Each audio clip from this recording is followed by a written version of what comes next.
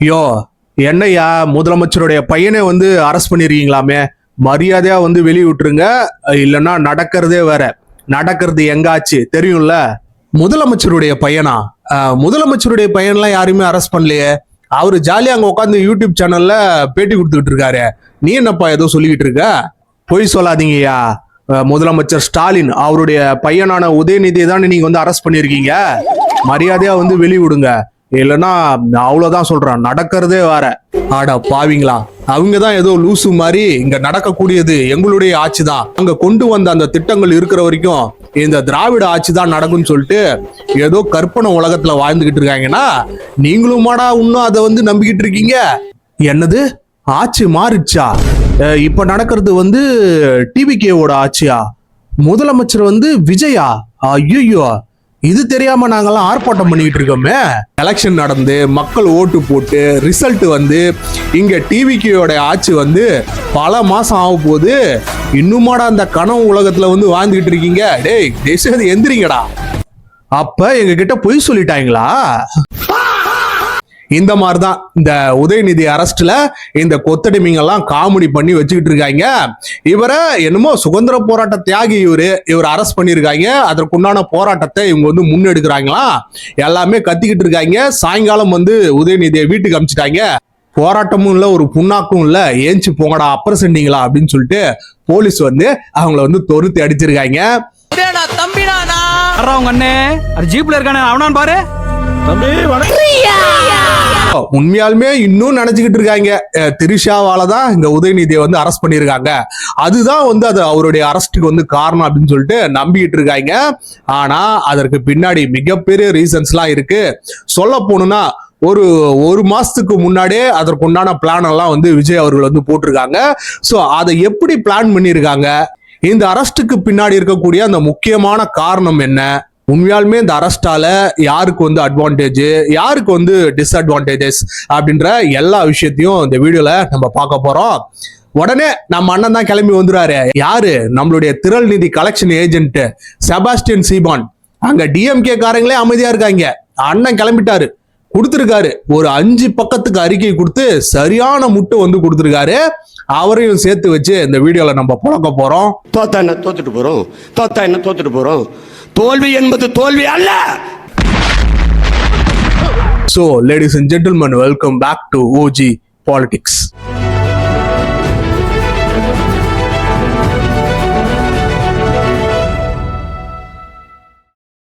நம்மளுடைய நடிகர் தனுஷ் வந்து ஒரு மேடையில வந்து பேசியிருப்பாரு.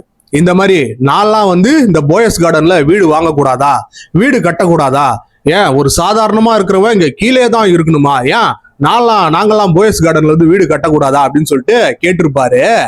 ஏங்க நான்லாம் போயஸ் கார்டன்ல வீடு வாங்க கூடாதா, தெருவுல இருந்தா தெருவுலயே தான் இருக்கணுமா? அட பாவி, யாருடா வந்து உன்னை வந்து தடுத்தா? காசு கொடுத்தா என்ன ஏதுன்னு சொல்லிட்டு கேள்வியே கேட்காம அப்படியே வந்து லேண்டை வந்து தூக்கி கொடுத்துருவாங்க. போயஸ் கார்டன்ல இவங்க தான் வீடு வாங்கணும், அவங்க தான் வீடு வாங்கணும்னு கிடையாது. காசு இருக்கிறவன் யாரு வேணா வீடு வாங்கலாம். அது தெரியாம என்னமோ போயஸ் கார்டன்ல வீடு வாங்கன்னு என்னமோ ஒயிட் ஹவுஸ்ல இடம் வாங்கின மாதிரி இவர் வந்து பேசி வச்சுக்கிட்டு இருப்பாரு. இந்த கேப்ல அந்த போயஸ் கார்டன்ல இருக்கக்கூடிய அந்த லேண்டோட விலையே 30 கோடி தான் இருக்கும். 60 கோடியா ஏத்துறா அந்த லேண்டை, அந்த வேல்யூ ஏத்தி இவர் தலையில வந்து கட்டிடுவாண்டான்ட்டு அங்க இருக்கக்கூடியவனுங்களாம் ஏமாத்தி இவருக்கு வந்து அந்த லேண்டை வந்து வித்துட்டு போயிட்டாங்க. அதே மாதிரிதான் இப்ப உங்களுக்கு ஒரு சந்தேகம் வரும், ஏன் இந்த தனுஷுடைய டாபிக்லாம் இப்ப எடுத்து பேசுறோம் அப்படின்னு சொல்லிட்டு. இனிமேட்டு அடிக்கடி நம்ம தனுஷ பேச வேண்டிய அந்த நிலை வந்து இப்ப வந்திருக்கு.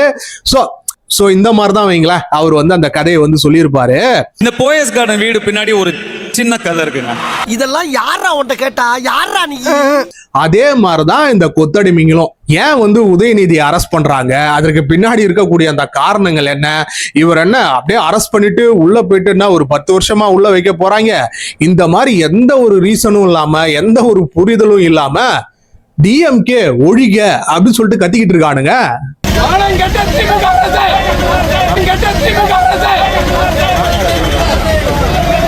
200 ரூபா கொடுத்து கூட்டு வந்தீங்களே கலவரம் பண்றதுக்கு, என்ன பேசணும் என்ன கத்தணும் அப்படின்ற அந்த ஸ்கிரிப்ட் பேப்பரை கொஞ்சம் கொடுத்துருக்கலாம் இல்லையா?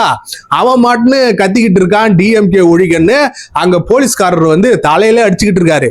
இவனுங்கெல்லாம் அரெஸ்ட் பண்ணி நம்மளுடைய டைமும் வேஸ்ட் பண்றது இல்லாம இந்த மாதிரி மூடர்கள் கிட்ட வந்து நம்மள வந்து மாட்டி விட்டுட்டாங்களே, கொடுமடா சாமி அப்படின்னு சொல்லிட்டு அவரை வந்து ஃபீல் பண்ண வச்சிருக்காங்க. அந்த நிலையில தான் இந்த கொத்தடிமைங்கெல்லாம் இந்த 2 நாளா வந்து நடந்துகிட்டு இருந்தாருங்க. படிக்கடா படிக்கடான்னு அடிச்சுக்கிட்டேன், முட்டா பசங்கடா, அறுதுகிட்ட முண்டங்கடா. ஆக்சுவலி உதயநிதி அவருடைய கைதுக்கு காரணம் வந்து அவர் வந்து திரிஷாவை குறிச்சு பேசணும் அப்படின்னு சொல்லிட்டு எல்லாருமே வந்து நினைச்சுக்கிட்டு இருக்காங்க.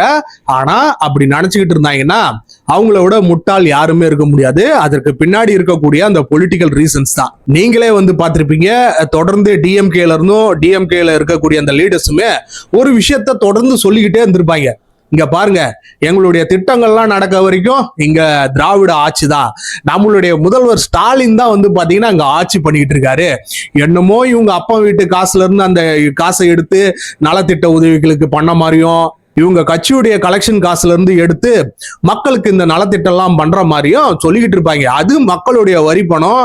யார் இங்க முதலமைச்சரா வந்து மாறினாலுமே அந்த விஷயங்களை தான் பண்ணுவாங்க. அந்த பணத்தை எடுத்துதான் நம்ம மாநிலத்துல மட்டும் கிடையாது, எல்லா மாநிலத்திலயும் நடக்கக்கூடிய அந்த விஷயங்கள் தான். ஆனா ஒரு தோல்வியவே அக்செப்ட் பண்ணிக்காம தாங்கி கொள்ள முடியல அந்த தோல்வியை. என்னடா இது 2 வருஷம் தான் ஆச்சு கட்சி ஆரம்பிச்சு, அதுக்குள்ள வந்து இங்க ஆட்சியை புடிச்சிட்டாங்க, நம்ம என்னென்னமோ கனவுகள் எல்லாம் கண்டுகிட்டு இருந்தோமே அதெல்லாம் வந்து சுக்குநூறா உடஞ்சிச்சு அப்படின்ற அந்த ஆதங்கத்துல வந்து பேசிக்கிட்டு இருப்பாங்க. இதனாலதான் வந்து பாத்தீங்கன்னா முதலமைச்சர் வந்து அரெஸ்ட் பண்ணிருக்காரு. இதுதான் வந்து ஃபர்ஸ்ட் ரீசன். உண்மையாலுமே இங்க யாரு முதலமைச்சரு? ஆமா, அவரு தானே முதலமைச்சரு. நீ சொல்ற மாதிரி இப்ப நான் வந்து இந்த எதிர்கட்சி தலைவரே வந்து கைது பண்றேன், ஒரு சப்ப ரீசனுக்கு வந்து கைது பண்ணி ஊர்வலமா இட்டுன்னு போறேன் பாரு, ஒரு நாள் சுத்த விடுறேன், உன்னால என்ன பண்ண முடியும்?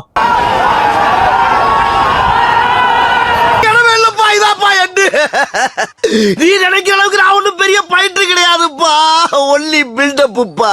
என்ன பண்ணுவ? சும்மா ஆர்ப்பாட்டம் பண்ணிக்கிட்டு இங்க வந்து எல்லாரையும் பப்ளிக்க வந்து டிஸ்டர்ப் பண்ணுவ. அப்ப மக்கள் வந்து இன்னமும் உன் மேல வந்து வெறுப்பை காட்டுவாங்க, இன்னமும் உன்னுடைய ஓட் பேங்கிங்ஸ் வந்து அகல பாதாளத்துல போகும் அப்படின்னு சொல்லக்கூடிய அந்த அரசியல் நிலைப்பாடு தான் அந்த ஒரு பொலிட்டிக்கல் கேம் தான் வைங்களேன். இருந்தாலும் முதலமைச்சர் விஜய் வந்து ஒரு ஸ்மார்ட்டான ஒரு விஷயத்த வந்து பண்ணியிருக்காரு. கொஞ்சம் பிளாஷ்பேக் போயிட்டு கொஞ்சம் பின்னாடி போயிட்டு பாத்தீங்கன்னா தெரியும். ஒரு 1-1.5 மாசத்துக்கு முன்னாடி எல்லா கூட்டணி கட்சி தலைவர்களையும் கூப்பிட்டு ஒரு ஹோட்டல்ல, ஒரு 5 ஸ்டார் ஹோட்டல்ல வந்து ஒரு மீட்டிங் வந்து போட்டிருப்பாரு. எனக்கு தெரிஞ்சு இந்த ஸ்கெட்ச் வந்து அப்பவே போடப்பட்ட ஒரு ஸ்கெட்சா இருக்கும். ஏன் சொல்றேன்னா, அப்பவே வந்து ஒரு அந்த டிசிஷனை வந்து அங்க இருக்கக்கூடிய அந்த கட்சி தலைவர்கள் கிட்ட எல்லாம் சொல்லாம சொல்லியிருப்பாரு. என்னன்னா, நான் இனிமேட்டு எடுக்க போற அந்த நடவடிக்கைகளுக்கெல்லாம் நீங்க வந்து குறுக்கெல்லாம் நிக்க கூடாது. நீங்க என்ன பண்றீங்களோ, நீங்க என்ன அரசியல் நிலைப்பாடை எடுத்து வைக்கிறீங்களோ அதை வந்து நான் டிஸ்டர்ப் பண்ண மாட்டேன். என்னுடைய அரசாங்கத்தை வந்து நீங்க விமர்சிக்கலாம், உங்களுக்கு தான் நான் அமைச்சரவையிலுமே இடம் தந்துட்டேனே. இதுலயுமே ஒரு ஸ்மார்ட்டான ஒரு மூவ் இருக்கு. இங்க ஜஸ்ட் வந்து அவங்களுடைய சப்போர்ட் மட்டும் இல்லாம அவங்களுக்கு அமைச்சரவையிலும் ஒரு இடத்த வந்து தந்துட்டோம்னா கண்டிப்பா வந்து அந்த கூட்டணின்றது ரொம்ப ஸ்ட்ராங் ஆயிடும். இங்க இருக்கக்கூடியவங்களும் பின்னாடி நம்ம என்ன வேலை பண்ணாலும் அதற்குண்டான அந்த எதிர்ப்பு வந்து ரொம்ப கம்மியாவே வரும். அதுதான் இப்பவும் நடந்திருக்குன்னு வைங்களேன். இதை பிளான் பண்ணி தான் அவர் வந்து அந்த மீட்டிங்கை வந்து போட்டிருக்காரு. இதை வந்து அப்பவே முடிவு பண்ணியிருக்காரு.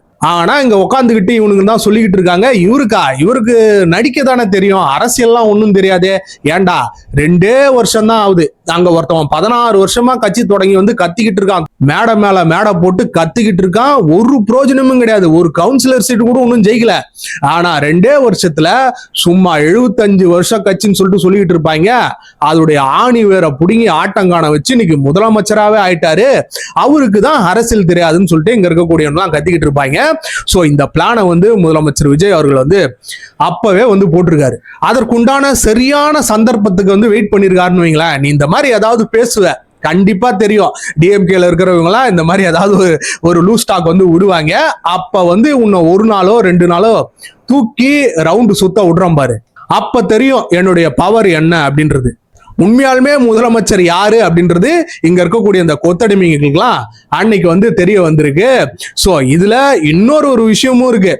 நமக்கே தெரியும் இந்த டிவிகே கவர்மெண்ட் வந்து ஒரு மைனாரிட்டி கவர்மெண்ட் தான். மற்ற கூட்டணி கட்சிகளுடைய ஆதரவுல தான் இன்னைக்கு வந்து ஆட்சி அமைஞ்சது இருக்காங்க.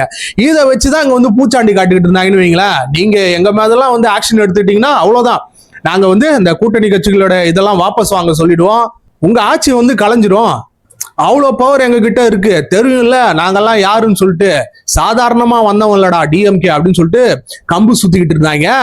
ஆனா பொறுமைக்கும் ஒரு எல்லை இருக்குது. எல்லாருடைய மனுஷனுக்கும் வாழ்க்கையில வந்து பொறுமைன்றது ஒரு அளவு தான் கடைபிடிப்பான். எவனா இருந்தாலும் சரி, புத்தனாவே இருந்தாலுமே பொறுமைன்றது ஒரு அளவுக்கு தான் இருக்கு. அந்த லிமிட்டை வந்து இந்த டிஎம்கே வந்து கிராஸ் பண்ணிட்டாங்க. பின்ன நீ சட்டசபைக்குள்ளார வந்து பேசணும்னா உன் எலும்ப உடைப்பேன். அவன் இவன் பேசுறது, முதலமைச்சருடைய தனிப்பட்ட வாழ்க்கையை எடுத்து வச்சு பேசுறது, அவங்களுடைய ஃபேமிலி, இவங்களுக்கெல்லாம் என்ன காண்டு?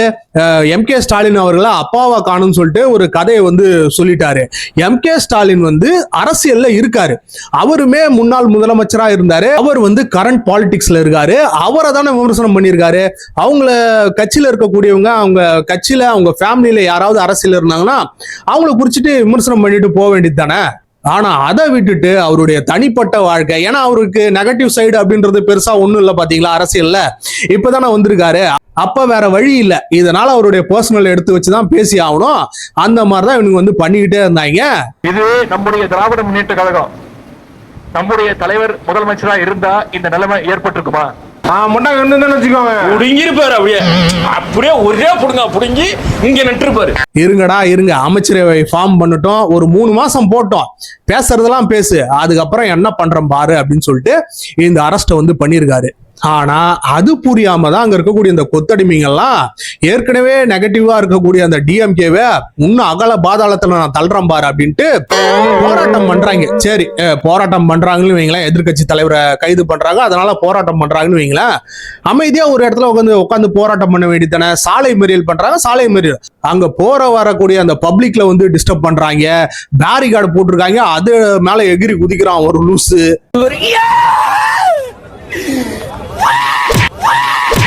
பைக்ல போயிட்டு ஒருத்தர் அடிக்கிறாங்க, மறுபடியும் எந்த விஷயத்துக்காக அவங்கள கைது பண்ணாங்களோ அந்த விஷயத்தையே வந்து சொல்லி கத்துறானுங்க அங்க இருக்கக்கூடிய அந்த கொத்தடிமைங்களா. திரிஷா புருஷனை ஒழிப்போம், திரிஷா புருஷனை வந்து இது பண்ணுவோம் அப்படின்னு சொல்லிட்டு முதலமைச்சர் விஜய் அவர்களை வந்து ஒருமையில வந்து விமர்சனம் பண்றாங்க. நம்ம முன்ன சொன்னோம் இல்லையா, அந்த போயஸ் கார்டன் கதை வந்து அந்த மாதிரிதான் நார்மலாவே இருந்திருக்கும் அதனுடைய ரேட்டு. ஏன் நாங்கெல்லாம் போராட்டம் பண்ணக்கூடாதா? ஏன் நாங்கெல்லாம் யாரு, எதிர்கட்சி தெரியும்ல, அந்த மாதிரி மனசுல நினைச்சுக்கிட்டு இவங்க போராட்டம் பண்ண போக அந்த விஷயம் வந்து சோசியல் மீடியாலும் சரி நேஷனல் மீடியாலையும் பயங்கரமா பிளாஷ் ஆக ஆரம்பிச்சுது. சரி, அங்க வந்து கேட்டா மட்டும் பதில் சொல்ல போறாங்களா? ஒரு நல்ல நோக்கத்துக்காக அந்த விஷயம் வந்து பிளாஷ் ஆயிருந்துச்சுன்னு வைங்களேன். இப்ப இவர் காவேரிக்காக அந்த போராட்டம் பண்ணி அவர் சிறைக்கு போயிருக்காரு, இல்ல நீட் ப்ரொடெஸ்ட்ல பங்கேற்று இவர் வந்து சிறைக்கு போயிருக்காரு அப்படின்னா இவருடைய பேரு டேமேஜ் ஆகாம கொஞ்சம் ஹை நோட்ல வந்து போயிருக்கும். ஆனா இவரை எதற்காக வந்து கைது பண்ணிருக்காங்க? ஒரு பொம்பளை கேஸ். நம்ம ஒத்துக்கிட்டாலும் ஒத்துக்கலனாலும் அதுதான் நிதர்சனமான உண்மை. கொட்டை எழுத்துல போட்டுக்கிட்டு இருக்காங்க நேஷனல் மீடியால எல்லாத்தையும். Trisha matter, opposition leader Udhayanidhi arrested, bad remarks on Trisha, Udhayanidhi Stalin arrested அப்படின்னு சொல்லிட்டு போட்டுக்கிட்டு இருக்காங்க. தமிழ்நாட்டில் பார்த்தவங்க மட்டும் இல்லாம இந்தியா ஃபுல்லாமே இவர் பேசின அந்த பேச்சை வந்து பார்த்துக்கிட்டு இருப்பாங்க. அப்ப யோசிச்சு பாருங்க, ஒரு கட்சி தலைவரா இவருக்கு வந்து அட்வான்டேஜா டிஸ்அட்வான்டேஜா இவருடைய மானம் வந்து எந்த அளவுக்கு காத்துல வந்து பறந்துருக்கும்னு. திமுக மேல என்ன பொய் வழக்கு போடலாம், என்ன பொய் கேஸ் போடலாம்?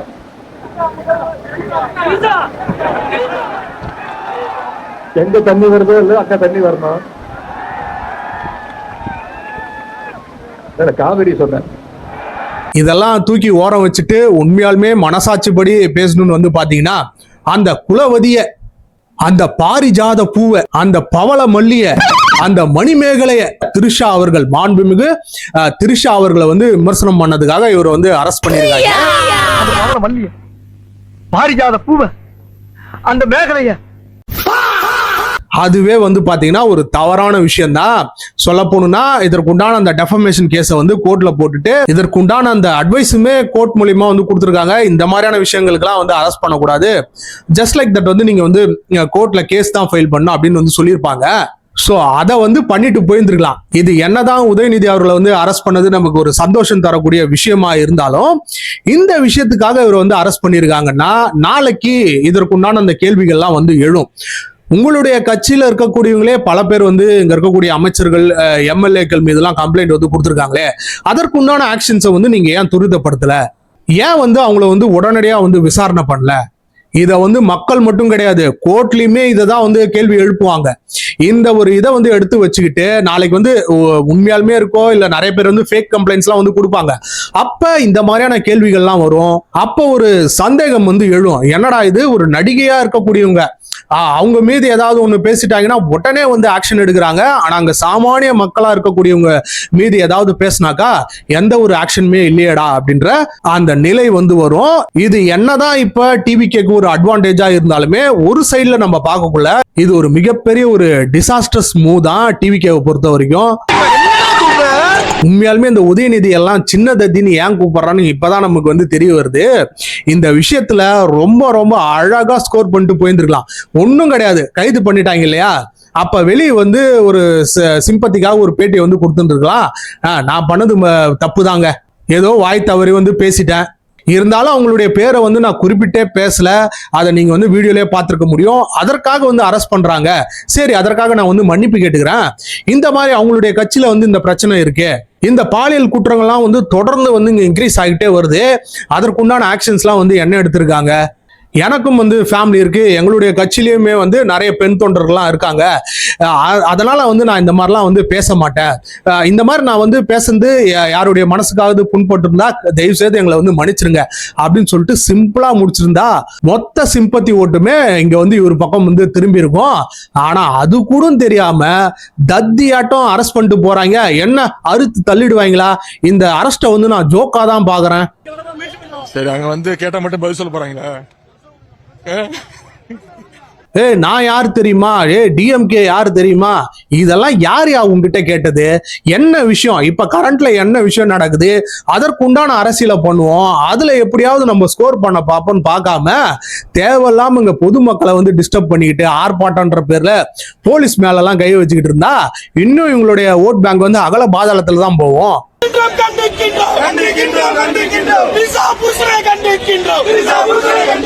என்னதான் கருணாநிதி அவர்கள் மீதும் எம்.கே. ஸ்டாலின் மீதும் பல்வேறு கருத்து முரண்கள்லாம் இருந்தாலுமே அவங்களுடைய அந்த பொலிட்டிக்கல் நாலேஜ் வந்து ஒரு ஸ்டெப் வந்து ஹையரா தான் இருக்கும். நீங்களே யோசிச்சு பாருங்க, 2001 இதே மாதிரிதான் கலைஞரை வந்து கைது பண்ணிருப்பாங்க. அப்ப என்ன மாதிரியான சிம்பத்தி கார்டெல்லாம் பிளே பண்ணி 2006 அவங்க வந்து ஆட்சிக்கு வந்திருப்பாங்க. 2011 இருந்து 21 வரைக்கும் அதிமுக ஆட்சி வந்து நடந்தது. அப்ப என்ன மாதிரியான விஷயங்கள்லாம் முன்னெடுத்து நம்மளுடைய எம்.கே. ஸ்டாலின் அவர்கள் வந்து திரும்பி ஆட்சிக்கு வந்து வந்திருப்பாங்க. இந்த விஷயத்தெல்லாம் அவங்களுடைய ஃபேமிலில இருந்தே வந்து கத்துக்கலாம். ஏன்னா இந்த விஷயத்துல பல்வேறுக்குமே வந்து ஒரு டபுள் ஸ்டாண்டர்ட் இருக்கு, கருத்துக்கள் வந்து ஒரு நிலையானதா இல்லை. என்னத்தை பேசிட்டாங்க? இப்ப திரிஷாவை குறிச்சு ஏதோ ஒரு ரிமார்க் வந்து பேசியிருக்காரு, அதற்கு வந்து நீங்க அரெஸ்ட் வரைக்கும் வந்து நீங்க வந்து கொண்டு போகணுமா? இதற்கு பின்னாடி இருக்கக்கூடிய இந்த பொலிட்டிக்கல் ரீசன்ஸ் எல்லாம் வந்து இப்ப கொஞ்சம் கொஞ்சமா எல்லாருக்கும் தெரிய வந்திருக்கு. இருந்தாலும் வேற ஏதாவது ஒரு விஷயத்துல வந்து இவர் வந்து ஸ்ட்ராங்கா மாட்ட வச்சிருந்திருக்கலாமே. இந்த அரெஸ்ட் வந்து டிவிகேக்கு ஒரு வகையில கெட்ட பேர் தானே உண்டாக்கும் அப்படின்ற அந்த ஒரு திங்கிங்குமே இங்க இருக்கக்கூடிய அந்த மக்களுக்கு எல்லாம் இருக்கு. ஏன்னா அந்த மாநிலம் வந்து அந்த மாதிரியான ஒரு மாநிலம், எல்லாம் நிறைய பேர் வந்து இங்க படிச்சவங்க. ஜஸ்ட் ஒருத்தரை வந்து அரெஸ்ட் பண்ணிட்டாங்க, அவர் வந்து ஏதோ ஒரு விஷயத்த தவறா பேசிட்டாரு, அவரை கைது பண்றதுதான் அங்க நியாயமான விஷயம் அப்படின்னு யோசிக்கக்கூடிய பெரும்பான்மையான மக்கள்லாம் வந்து இங்க கிடையாது. எது ரைட்டு எது ராங்குன்னு திங்க் பண்ணக்கூடிய அந்த சொசைட்டியா தான் இன்னைக்கு வந்து இங்க வந்து வளர்ந்து நிக்கிறாங்க. நான் மீண்டும் சொல்றேன், இந்த கைதுக்கு நான் பயப்பட மாட்டேன். இன்னும் 100 முறை பேசுவேன், மீண்டும் பேசுவேன். அதுல சில பேர் சொல்லியிருக்கிறாங்க நான் இரட்டை அர்த்தத்துல பேசிட்டேன், டபுள் மீனிங்ல பேசிட்டேன் அப்படின்னு சொல்லியிருக்கிறாங்க. நான் நிச்சயமா டபுள் மீனிங்லாம் பேசவே இல்லை. நான் என்ன எழவியாது. என்னதான் நம்மளுடைய உதவாநிதிக்கு ஸ்கோர் பண்ண தெரியலனாலுமே இந்த விஷயம் அப்படியே கொஞ்சம் கொஞ்சமா எலிவேட் ஆக ஆக அப்படியே வந்து இது வந்து கொஞ்சம் ரிவர்ஸா தான் மாறிட்டு வருது. இங்க இருக்கக்கூடிய அந்த சிம்பதி கார்டை டிஎம்கே பக்கம் கொஞ்சம் கொஞ்சமா இழுத்துட்டு வராங்க அப்படின்னு தான் நம்ம சொல்லணும். என்னதான் நம்ம டிவிகேக்கு சப்போர்ட் பண்ணக்கூடிய நபரா இருந்தாலுமே இதை ஒத்துக்கிட்டு தான் ஆகணும். ஏன்னா நம்மளுடைய திரிஷா அவர்களை சாரி இந்த பாரிஜாத பூவை, பவள மல்லிய, அந்த மணிமேகலைய, மாண்புமிகு மதிப்புமிகு போற்றுதலுக்குரிய மாண்புக்குரிய பாராட்டப்பட வேண்டிய போதும் லிஸ்ட் பெருசா போய்கிட்டு இருக்கு. உயர்ந்த நடிகையா இருக்கக்கூடிய த்ரிஷா அவர்களை வந்து பேசிட்டதுக்காக இந்த ஆக்ஷனை வந்து எடுத்திருக்காங்க. சோ இந்த ஒரு விஷயம் வந்து சில பேரை இங்க வந்து கடுப்புக்குள்ள ஆக்கலாம். நமக்கு கிடையாது, நமக்கு வந்து ஹாப்பி தான் வச்சுக்கோங்களேன். எனக்கெல்லாம் வந்து கடுப்பெல்லாம் கிடையாது. ஏன்னா த்ரிஷா யாரு, எவ்வளவு பெரிய நடிகை, இந்த சொசைட்டிக்காக என்ன மாதிரியான சேவைகள்லாம் பண்ணியிருக்காங்க. அந்த ஸ்ட்ரீட்ல இருக்கக்கூடிய அந்த டாக்ஸ் எல்லாத்தையும் போயிட்டு சாப்பாடுலாம் போடுவாங்க. ஃப்ரைடே சாட்டர்டே ஆயிட்டா போதும், கிளப்புக்கு பப்புக்கெல்லாம் வந்து போக மாட்டாங்க. இங்க வந்து மக்கள் சேவைக்காக அவங்க வந்து எப்பயுமே போகக்கூடிய அந்த நிலையை வந்து வச்சிருக்காங்க. ஸோ அப்பேற்பட்ட போற்றுதல் கூடிய ஒரு நடிகையை பத்தி பேசுறதுக்காக இங்க வந்து அரெஸ்ட் பண்ணியிருக்காங்க. இதை வந்து உண்மையாலுமே நம்ம சொன்ன மாதிரி நிறைய பேருக்கு வந்து ஒரு எரிச்சலை வந்து உண்டாக்கலாம். இப்ப இந்த 9 பிரிவுகள்ல வழக்கு பதிவு செஞ்சிருக்காங்க இல்லையா, இந்த 9 பிரிவுகளை எனக்கு தெரிஞ்சு 8 பிரிவுகள் வீண். அது நீதிமன்றத்துக்கு போனாலே நீதிமன்றமே அது எல்லாத்தையும் காலி பண்ணிடும். ஏன்னா அதற்கும் அதுல சேர்க்கப்பட்டுள்ள அந்த பிரிவுகள் இருக்கு இல்லையா, அதற்கும் இந்த வழக்கு பதிவு செய்யப்பட்ட சூழலுக்கும் இல்லையா, அதுக்கு சம்பந்தமே இல்லாம இருந்துச்சு. அந்த மாதிரிதான் நம்மளுடைய சீமான் அண்ணன் அவருக்கு வந்து நம்மளுடைய உதயநிதி கைதுல உடன்பாடே கிடையாதுன்னு வைங்களேன். பொங்கி எழுந்துட்டாரு. அறிக்கைனாலும் அறிக்கை, எத்தனை பக்கத்துக்கு அறிக்கை கொடுத்து வச்சிருக்காருன்னு பாருங்க. அதெல்லாம் உட்காந்து யாரு படிச்சுக்கிட்டு இருப்பான்னு தெரியல. 5 பக்கத்துக்கு வந்து அறிக்கையை கொடுத்து வச்சிருக்காரு. யாரு, உதயநிதி அவர்களுடைய கைதை கண்டிச்சு அந்த அறிக்கையை வந்து கொடுத்திருக்காரு. கீழே ஒருத்தன் போட்டிருந்தான் பாருங்க, அதுதான் அங்க ஹைலைட். ஒரு பாலியல் குற்றவாளிக்கு இன்னொரு பாலியல் குற்றவாளி வந்து சப்போர்ட்டா, என்னென்ன இது அப்படின்னு சொல்லிட்டு நம்ம கேட்கல, கீழே வந்து கமெண்ட் செக்ஷன்ல போட்டிருந்தாங்க. அதுல அவர் வந்து பல்வேறு விஷயங்களை வந்து பேசி வச்சிருக்காருன்னு வைங்களேன். அதெல்லாம் நமக்கு என்ன வேலை இல்லாம உட்காந்து படிச்சுக்கிட்டா இருப்போம். அதுல முக்கியமான விஷயத்த மட்டும் நான் சொல்றேன். இந்த மாதிரி 9 மணிக்கு வந்து கம்ப்ளைண்ட் கொடுக்குறாங்க, 11 மணிக்கெல்லாம் நீங்க வந்து அரெஸ்ட் பண்றீங்களே, இது வந்து நியாயமா? இவ்வளவு துரிதமான நடவடிக்கை மற்ற விஷயங்களை காட்டியிருக்கலாமேன்னு கேக்குறாரு. அண்ணன் என்ன சொல்ல வர்றாருன்னா, ஆக்சுவலி இந்த விஜயலட்சுமின்னு சொல்லிட்டு ஒரு நடிகை வந்து இருக்காங்க. அவங்க வந்து இவர் மீது வந்து கம்ப்ளைண்ட் கொடுத்திருந்தாங்க. எப்ப 2011-12 காலகட்டங்கள்ல. அப்பெல்லாம் இவர் மீது வந்து எந்த ஆக்ஷனுமே எடுக்கல. ஒரு 7-8 வருஷம் கழிச்சுதான் வந்து பாத்தீங்கன்னா இவரை வந்து ஆக்ஷன் எடுத்தாங்க. அந்த கேஸ் எல்லாம் இன்னும் சில கேஸுகள்லாம் நடந்துகிட்டு இருக்கு, சில கேஸ் எல்லாம் முடிக்க வைக்கப்பட்டதுன்னு வைங்களேன். அந்த மாதிரி பொறுத்திருந்து கேஸ போட்டு ஒரு 8-9 வருஷம் கழிச்சு பொறுமையா அரெஸ்ட் பண்ண வேண்டியது தானப்பா, ஏன் உடனே போயிட்டு அரெஸ்ட் பண்றீங்க அப்படின்னு அண்ணன் பொங்கி எழுந்திருக்காரு. இன்னொரு ஒரு விஷயத்த, முக்கியமான ஒரு விஷயத்த சொல்லியிருக்காரு. சீமான் என்கின்ற சாமான் நம்ம சொல்லல, அவருடைய அந்த இதுல வந்து சொல்லியிருக்காரு. அதற்கு உண்டான இமேஜை நான் வந்து போடுறேன், அந்த அறிக்கைக்கு உண்டான இமேஜ அவரே சொல்லியிருக்காரு. அப்படின்னு சொல்லிட்டு இந்த லயோலா மணி வந்து என்னை குறிச்சு விமர்சனம் பண்ணியிருந்தாரு. அதை குறிச்செல்லாம் நீங்க வந்து ஏன் நடவடிக்கை எடுக்கல? என்னை பத்தியும் என்னுடைய ஃபேமிலி பத்திலாம் தரைக்குறைவா பேசுறாங்க இங்க இருக்கக்கூடிய டிவிகேவினர். ஏன் நீங்க வந்து அவங்களெல்லாம் வந்து கைது பண்ணி அவங்களெல்லாம் விசாரணை பண்ணல அப்படின்னு சொல்லிட்டு யாரு கேக்குறா பாருங்க. அவரு எப்பயோ பேசந்திருக்கணும். இப்பதான் ஒரு வாரத்துக்கு முன்னாடி உன் பேர் எதுக்கு வந்து ஜோசப் விஜய்னு வந்தது? நடிக்கும் போது வராத ஜோசப், அரசியல் வரும்போது ஜோசப். இதுக்கும் அரசியலுக்கும் என்ன சம்பந்தம் இருக்கு? அவருடைய பேரு ஜோசப் விஜயா இருக்கட்டும், ஜோசப் ரமேஷா இருக்கட்டும், முகமதா இருக்கட்டும், கிருஷ்ணாவா இருக்கட்டும், சாமிநாதனா இருக்கட்டும், எதா இருந்துட்டு போட்டுமே, அதற்கும் இந்த அரசியலுக்கும் என்ன ஒரு கனெக்ஷன் இருக்கு? இவருடைய பேரே வந்து சைமன் செபாஸ்டின் தானே, சீமான் கிடையாது. இவரு சீமான்னு மாத்தி வச்சுக்கிட்டா உடனே ஒரு சீமான் ஆயிடுவாரா? ஏண்டா சீமான், உங்களுடைய படங்கள்ல எதெல்லாம் வந்து ரொம்ப நல்ல படம், ஒரு நல்ல படத்தை கூட நடிக்க முடியாத இவர் வந்து எப்படி இங்க நல்லாட்சி கொடுப்பாருன்னு நம்பி இவங்க எல்லாம் ஓட்டு போட்டிருக்காங்க. பைத்தியக்காரனுங்களா, முட்டாள்களா அப்படின்னு சொல்லிட்டு ஒட்டுமொத்த அந்த மக்களையும் வந்து தப்பா பேசிட்டு இவர் தான் வந்து இந்த கேள்வி வந்து கேட்டு வச்சிருக்காராம். இல்ல இங்க சந்திரன் ஒரு மானஸ் இருந்தா அவன் எங்கேன்னு தேடுற. யாரு எதை பேசுறதுன்னே தெரியல பாருங்களேன். ஆக்சுவலி இந்த அறிக்கையை வந்து இந்த 5 பக்கத்து உண்டான அறிக்கையை வந்து அண்ணன் வந்து ஏன் கொடுத்து வச்சிருக்காருன்றீங்க? அதான் வருது இல்லைங்களா, வருகின்ற இந்த இடைத்தேர்தல்ல என்ன மாதிரியான விஷயங்கள்லாம் நடக்க போகுது அப்படின்றத குறிச்சு நம்ம ஏற்கனவே வந்து பேசிட்டோம். இவரை தான் வந்து பொது கேண்டிடேட்டா வந்து நிக்க வைக்க போறாங்க. இவர் அப்படியே ஜெயிச்சிருவாருன்னு வைங்களேன். ஜெனரல் எலெக்ஷன்ல 233 தொகுதியிலையும் நின்று ஒரு இடத்துல கூட டெபாசிட் வாங்காம இடைத்தேர்தல் வருமா, இதுல இவங்களை வந்து நிக்க வைப்பாங்களா, எல்லாரும் அப்படியே ஓட்டு போட்டுருவாங்க. ஜெயிச்சு சட்டமன்றத்துல வந்து பாத்தீங்கன்னா அறுத்து அப்படியே தள்ள போறாரு. நல்ல வேலை என்னைய தோக்கடிச்சு உள்ள வரவிடாம விட்டான். நான் உள்ள போய் இருந்தேன். அந்த கனவை நம்பிதான் இந்த அறிக்கையை வந்து கொடுத்து வச்சிருக்காரு. அப்பயாவது நம்ம வந்து ஜெனரல் கேண்டிடேட்டா நின்னு ஜெயிச்சிட மாட்டோமா? எங்களை இன்னமுமாடா நம்பிக்கிட்டு இருக்க? இன்னும் பச்சை பிள்ளையா இருக்கேடா. இன்னொரு பக்கம் அந்த கலெக்ஷனுக்கு உண்டான அந்த வேலைகள்லாம் வந்துகிட்டு இருக்கு. பென்ஸ் காரு எல்லாம் வருதுன்னு வைங்களேன். அது ஒரு பக்கம் இருக்கட்டும். இருந்தாலும் அண்ணனுக்கு வந்து ஆசை இருக்காதா, எப்படியாவது நம்மளும் 16 வருஷமா கத்திக்கிட்டு இருக்கோம், எவனும் ஓட்டு போட மாட்டான், நம்ம பின்னாடி யாரு இருக்கா, என்ன அஜெண்டா இருக்கு அப்படின்றத எல்லாத்தையும் தெரிஞ்சுக்கிறானுங்க. சோ இதனாலே வந்து பாத்தீங்கன்னா இந்த அவமானத்தை தொடக்கணுன்றதுக்காகவே நம்ம வந்து இந்த சட்டசபைக்கு போகணும் அப்படின்றதுக்காக தான் இந்த வெத்து அறிக்கை வந்து வந்திருக்கு. ஓ, நீ அப்படி வரியா? சோ இதுல இருந்தே நமக்கு கிளியர் கட்டா தெரியுது, இங்க டிவிகே அரசாங்கத்தை எல்லாரும் ஒண்ணு சேர்ந்து எதிர்க்க ஆரம்பிச்சுட்டாங்க. ஆப்போசிஷனுடைய அந்த எதிர்ப்புன்றது நாளுக்கு நாள் வந்து பயங்கரமா ஸ்ட்ராங் ஆயிட்டே போகுது. இந்த மாதிரி ஒரு சீட்டு கூட வாங்காத ஆட்கள்லாம் வந்து இடையில பூந்து நம்மளும் எப்படியாவது ஸ்கோர் பண்ண முடியுமா அப்படின்னு சொல்லிட்டு பாத்துக்கிட்டு இருக்காங்க. அந்த ஜீரோ கட்சி இந்த சமயத்துல டிவிகே அரசாங்கம் வந்து ரொம்ப ரொம்ப கவனமா இருக்கணும். இந்த மாதிரியான சில்லி மிஸ்டேக்லாம் வந்து பண்ணவே கூடாது. தேவையில்லாத எலிவேஷன்லாம் வந்து இங்க வந்து கொடுக்கவே கூடாது. ஏன்னா எப்பயுமே அந்த அரசியல் வந்து ஒரே நிலைப்பாடுல வந்து இங்க இருக்காது. கண்டிப்பா வந்து காலம் மாற மாற காட்சிகளும் வந்து மாறும். இந்த பக்கமும் போலாம், அந்த பக்கமும் போலாம்.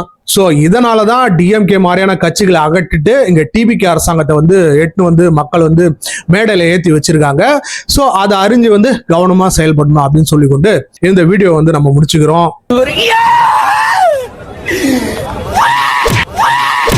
இதே மாதிரியான அரசியல் சார்ந்த பல்வேறு விஷயங்கள் நம்மளுடைய சேனல்ல பேச காத்திருக்கோம். மறக்காம நமக்கு வந்து சப்போர்ட் பண்ணுங்க, சப்ஸ்கிரைப் பண்ணுங்க. ஒன்ஸ் அகைன் தேங்க்ஸ் ஃபார் வாட்சிங் OG Politics.